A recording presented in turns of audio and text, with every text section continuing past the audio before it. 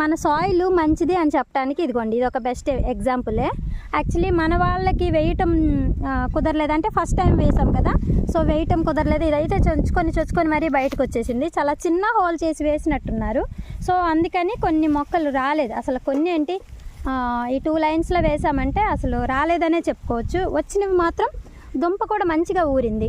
Actually మనము place waste చేయకుండా ఇలా వేసాము. ఇక్కడ వచ్చేసి ఫస్ట్ మెయిన్ వచ్చేసి వంకాయ వేసాము, సెకండ్ వచ్చేసి దోస వేసాము, థర్డ్ లేయర్ వచ్చేసి బీట్రూట్, అండ్ ఫోర్త్ లేయర్ ఇటువైపు వచ్చేసి జీరా వేసాము.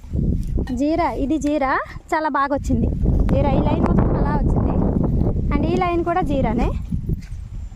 అండ్ చూడండి ఆ పైకి ఉన్నవన్నీ పెద్దగా ఉన్నవన్నీ కూడా గడ్డి ఎంత డామినేట్ చేసేస్తుంది అంటే అంత డామినేట్ చేసేస్తుంది.